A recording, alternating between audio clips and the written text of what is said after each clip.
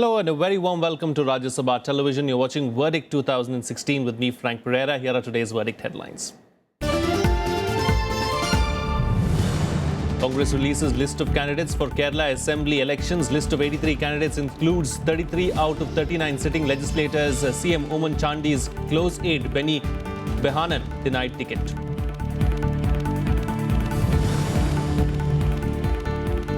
AIADMK releases list of candidates for Tamil Nadu Assembly polls. Jayalalitha's party to contest in 227 seats, allies in 7 seats. AIADMK chief denies ministers tickets. TMC left in the lurch. And we throw the spotlight on the tea estate workers of Assam. Both BJP and Congress trying to woo the community. RSTV focuses on their plight.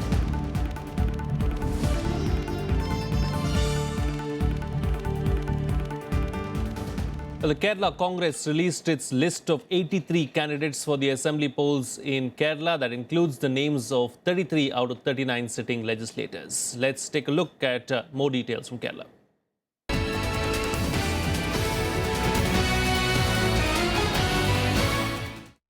Well, the list was released by the All India Congress Committee a week after the final round of talks began in Delhi. The party said it will soon announce the names of candidates for 3 more constituencies. As expected, 6 sitting legislators did not find a place in the list after a long tiff with the State Congress President VM Sudhiran. Chief Minister Oman Chandi's managed to get his cabinet colleagues K. Babu, KC Joseph and Adur Prakash as well as legislator Dominic presentation also tickets, but was unable to save his close aide Benny Behanan. Behanan was reportedly ejected by the party Vice President Rahul Gandhi, meant as a move to placate Sudhiran. Well, joining me for a chat right now is Sachidananda Murthy, resident editor of The Week. Thank you so much, Mr. Murthy, for joining us on the program. You know, as far as Kerala is concerned, the Congress has finally announced its list of 83 candidates after a lot of dilly-dallying, and finally the High Command had to step in and this list is finally out. But, you know, one of Oman Chandi's very close aide has been left out. So do you think that it is a blow to Oman Chandi, or has he still managed to get in few of his own people? See, one thing I would like to tell you is I've been seeing the way the Congress selects its candidates in Kerala. From 91, I've been seeing this because in the 80s and 90s, it was a tussle between the Karunakaran and Antony factions. I mean, they would be fiercely fighting for the last seat. They will be vetoing each other. They'll be sulking, doing in Kerala House.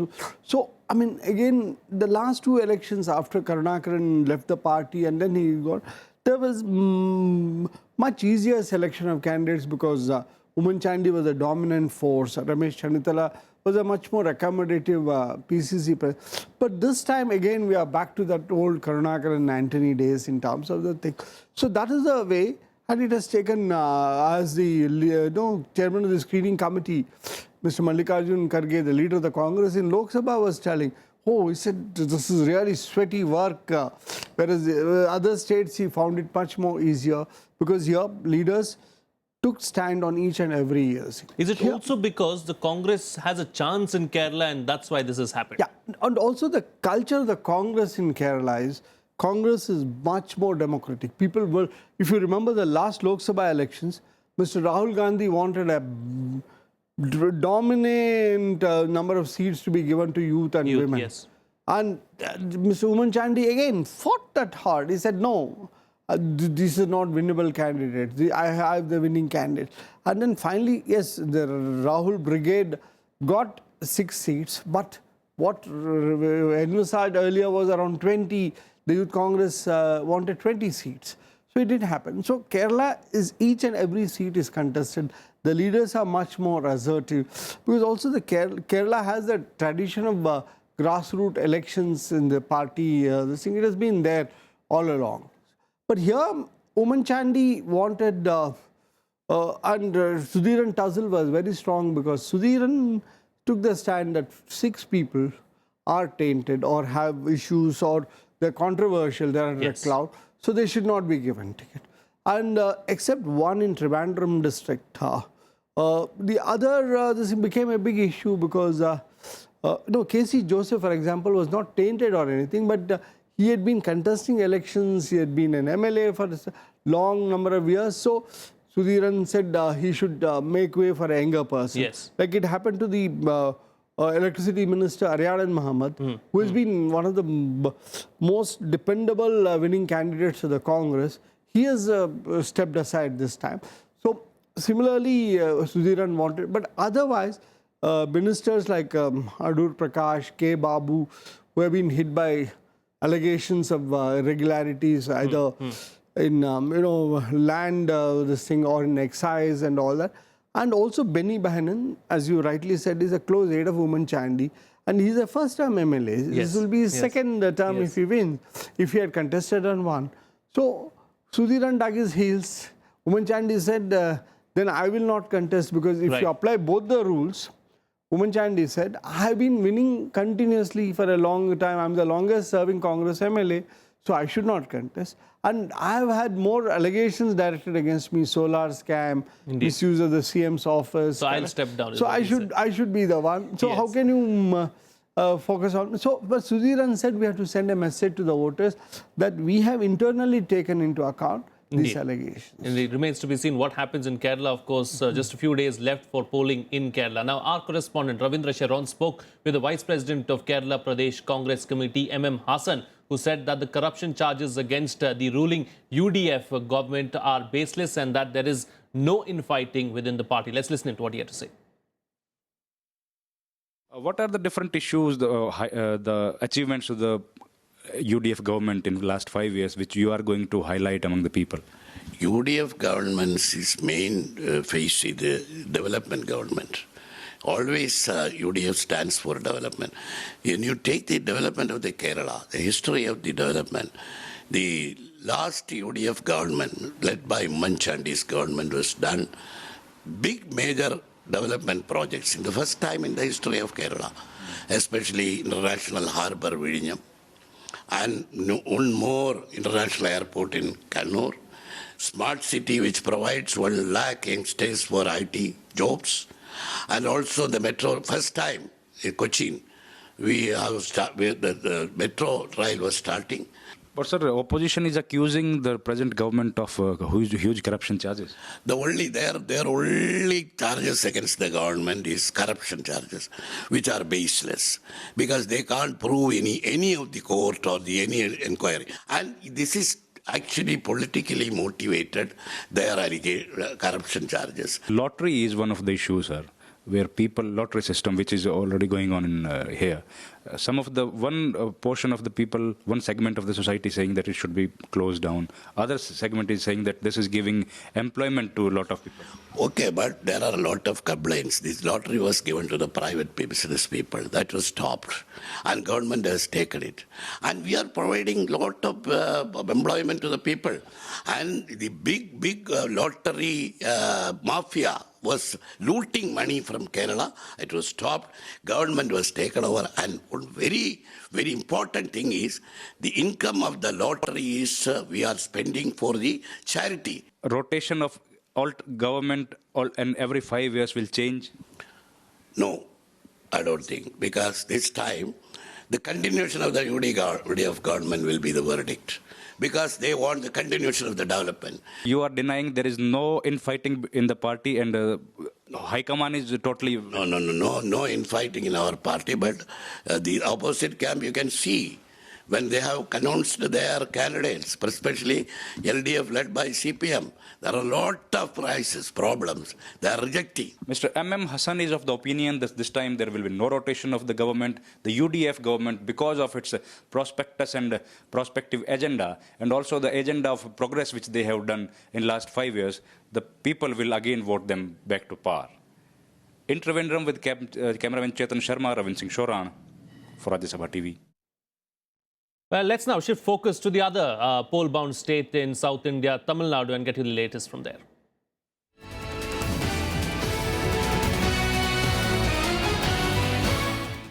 Well, Tamil Nadu's ruling AIADMK will field a record highest 227 candidates in the assembly elections, with Chief Minister J. Jayalalitha contesting from flood-battered Chennai. Even the allies in the remaining 7 seats will seek votes on the AIADMK symbol. Jayalalitha announced the candidates list, saying that she will seek re-election from Radhakrishnan Nagar constituency in North Chennai, an area that was badly affected in the unprecedented December floods. The decision is significant as opposition parties were hoping to make the government's handling of the situation in the city a major election plank. The AIADMK General Secretary also said that her party will contest all 30 seats in Puducherry and put up 7 candidates in Tamil areas of Kerala. However, the most significant part of the announcement of the candidates was the fact that AIADMK has not given tickets to more than 100 sitting MLAs, including ministers. Instead, Jayalalitha rewarded those who switched loyalties to her party from the DMDK, DMK and PMK. Still with me on the program is Sachidananda Murthy, resident editor of The Week. Mr. Murthy, as far as Tamil Nadu is concerned, AIADMK has announced its list, record 227 seats it's contesting from this time around. But what's interesting is several sitting MLAs and ministers have not been given tickets this time around. Is that the way Jayalalitha functions? Yeah, and she's been functioning like this now in the last 2-3 elections. Earlier, she would go for district level party committees will suggest winnable candidate, because now AIADMK cadres and leaders accept that in all the constituencies she is a candidate. They are nothing but dummies there. I mean, it's like it was said about Mrs. Gandhi said even if you put a lamppost, it will win in the 1971 election. Now it is because even for the opposition parties, they will only target Jayalalitha. They will not be attacking the local AIADMK candidate. So she that way has unprecedented control, which even her mentor MG Ramchandran did not have over the party. So she can, and she has, even in the last 5 years, you have seen how suddenly ministers are sacked from the cabinet, district secretaries are sacked, new persons are brought. So she has kept them all on tenterhooks, and to ensure their loyalty and that nobody is permanent or nobody is entrenched and safe. And this is a slaughter. 100 MLAs being denied ticket is a slaughter for any political party. Indeed. But then she's not concerned about it. She's not at all concerned about it, and that's what's happened. And only her name sells. She's the image. She's everything for the party. But would you say now in Tamil Nadu that all the alliances have shaped up? We've seen that this is how it's going to be, but it's going to be a 2-horse race. Would you still concede between DMK and the AIADMK this time around too? No, I still think that the opposition to Jayalalitha is a bit fragmented because DMK and Congress are together. But whereas earlier DMK would had a rainbow coalition which would include parties like the PMK, MDMK and all that. And also this time PMK is going it alone. Congress has become weakened because it has split. Tamil Manila Congress members walked out and revived their party. And then the MDMK and the communist parties have gone with Vijay Kant's DMDK. So, but then what I've seen in the polls, it shows that DMK is still perceived to be the credible alternative and the main opposition to Jayalalitha. So talking about TMC, you mentioned TMC and GK Vasan. Where does GK Vasan go from here? Because he was hoping to get some kind of seats from AIADMK and work out an alliance with her, but not a single seat to the TMC. I know, but then Jayalalitha has not forgiven his father, GK Mupnar in 1996, triggered a huge political crisis because Congress of PV Narasimha Rao and Jayalalitha were to go together, continue their alliance. Mupnar made it a big issue saying that I will not go with Jayalalitha and split the Congress party and went with DMK and finished the Congress AIADMK alliance. So, and also Jayalalitha was very emboldened by the sweep she had in the Lok Sabha elections in 2014. So she said, I don't need any of you. I mean, the small allies she has given tickets, they are not of any significance in terms of statewide influence or even regional, sub-regional influence in the state. So I think she never publicly said that she will accommodate Tamil Manila Congress. Indeed. So Vasan will have to do maybe what Vaiko's MDMK did in the last election. Vaiko said we are not participating in the elections. Indeed. So he kept out of that. So all right, remains to be seen what happens in Tamil Nadu as well. Thank you so much, Mr. Murthy, for joining us on the program and putting things into perspective for us. Well, moving on now, of course, it's our correspondent Akhilesh Suman spoke with DMK leader TKS Elangovan in Chennai, who said young leader and Karunanidhi's son MK Stalin would be one of the obvious choices for the chief minister's post if the DMK comes back to power. Let's listen to what he had to say. What are the preparations going on when the election is already announced? Yeah, we are going to the people explaining to what we have done and how the present incumbent government had failed to deliver, to perform in the state. It is have been a natural course in Tamil Nadu that after one party, another party comes to power. So you are the natural choice if you go to the history of the party. So do you think that you are coming to the power this time? Definitely we are coming. Definitely we will come back to power. But we have a long list of work to do to repair the state and put it in the development path. There has been charges of corruption in your party also. Charges of corruption and other things which are not at all connected to the state administration. Whereas the chief minister is facing corruption charges and her matter is pending before the Supreme Court. But the family feud has weakened the party. What is the truth? Family feud has not weakened the party. Party is as strong as it was earlier. So people since they could not blame the administrative skills of our leader, they are trying to bring some other aspects. Who will be the chief minister if DMK comes? That will be decided after the elections. Okay, but Mr. Stalin, people are telling that Mr. Stalin has been projected. Naturally, when a young leader who is now on behalf of our leader, who is now taking up his work and doing it, people will have the impression that he will become chief minister. There is no doubt that he is going to become a chief minister. But that will be decided only after the election. Now in Mr. Karunanidhi's party, it has been decided almost that Stalin will be the chief minister candidate if Mr. Karunanidhi doesn't accept because of his age. And now other family members who were against Mr. Stalin now has been sidelined and has been removed from the party responsibility, and now they are not even the member. Akhilesh Suman for Rajya Sabha Television in Chennai. It's time for a short break now. Still to come, the LJP has added colour to the elections in West Bengal. Party fields a transgender to contest against Mamata Banerjee in the upcoming polls. That and much more on the other side. Stay tuned. We'll be right back.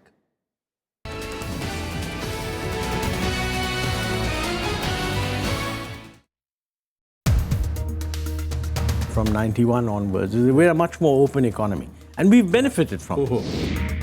We made a mistake because we should have first had a GST in place. I mean, an effort was made to put GST in place 5 years ago. What is the lesson? The lesson is let's get it done now. The entrepreneurs very often come to the bank in a Fiat in order to get a loan. Yeah. And then when they need it to be restructured, they come in a Mercedes. Watch Montek Ahluwalia articulate his views on state of the economy only on Rajya Sabha Television.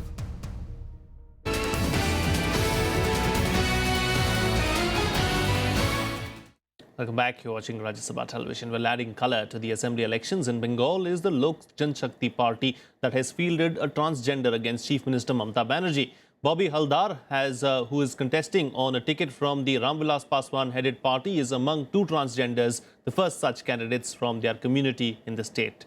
Here's more.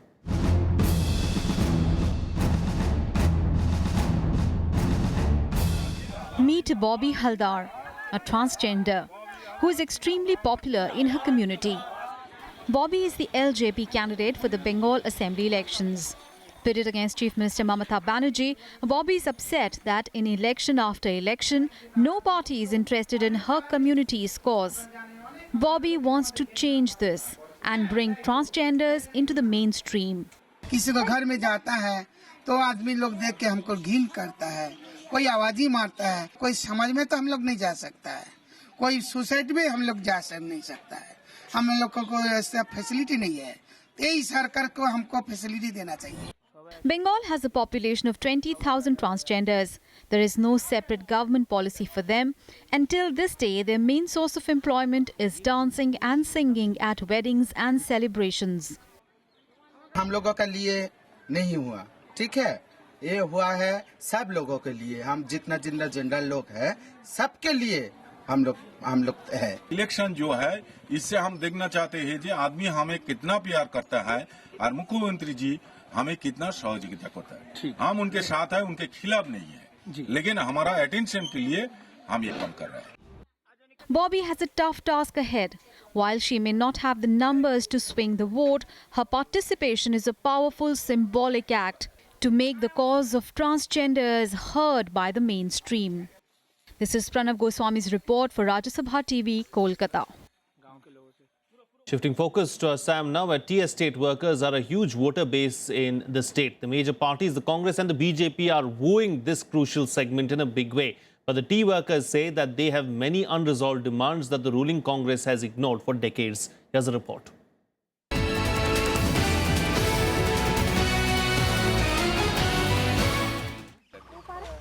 Tea gardens are the flavor of the election season in Assam. Numbering over 65 lakh, employed in over 800 tea gardens, tea garden workers form 18% of the population. They are drawn from various tribes, Munda, Tanti, Orang, Nayaks, Kisans and so on. Politically, they made the Congress taste defeat in the 2014 Lok Sabha elections in as many as 26 assembly constituencies. The community blames the Congress for neglecting them for decades. Assam सरकार बनाने में ये चाय बागान का जो 65 lakh voter से ये लोग बहुत बड़ा इंपॉर्टेंट रोल प्ले करने वाला है। लेकिन दुर्भाग्य का बात ये है, असम का जो सरकार यहाँ पे है, ये जो चाय बागान में काम करने वाले जो मजदूर लोग हैं, इन लोगों के लिए कुछ डेवलपमेंट कर नहीं पा रहा है। Faced with a serious challenge from the BJP, the Congress is targeting the party's performance at the center. प्रधानमंत्री मोदी खुद को असम चाय का सराहना करते हैं, लेकिन उनके शासन में चाय बागान के कामगार जिस कठिन दौर से गुजर रहे हैं, उसका एहसास भी उनको नहीं है। बागानों में काम करने वाले कामगार और आदिवासी भाई आज पूछ रहे हैं कि मोदी जी हमारे अच्छे दिन कब आएंगे? The unhygienic conditions in which the tea estate workers live tell their own story. Lack of drainage, proper toilets and no houses complete a story of administrative apathy. बागान के लोगों को 15 साल हो गया। असम सरकार, वर्तमान कांग्रेस सरकार चला रहा है हमारा बागान को। अभी तक राशन भी नहीं मिल रहा है और तनख्वाह भी अभी तरुण गोगोई सरकार ने 170 रुपया घोषणा कर दिया था। उसके बाद भी हम लोगों को अभी 115 रुपया तनख्वाह मिल रहा है और उसके बाद राशन भी, और हमारा जो पीएफ ग्रेजुएटी वो भी नहीं मिल रहा है। In the 2014 Lok Sabha election, the Narendra Modi factor helped the BJP uproot the Congress from the Upper Assam belt. But in the assembly polls, it's hard-pressed to come up with a winning strategy in the region. Bureau Report, Rajya Sabha TV. Well, here are some poll snippets in Puducherry.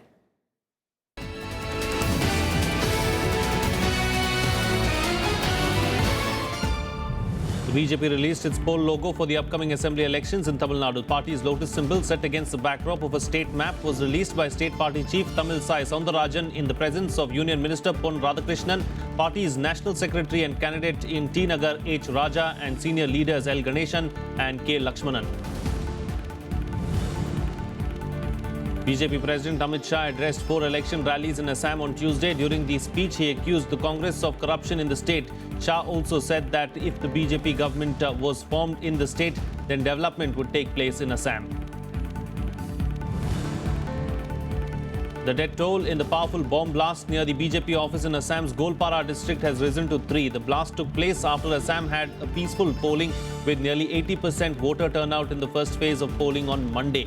Meanwhile, Alpha has denied its involvement in the blast. 21 people were also injured in the blast.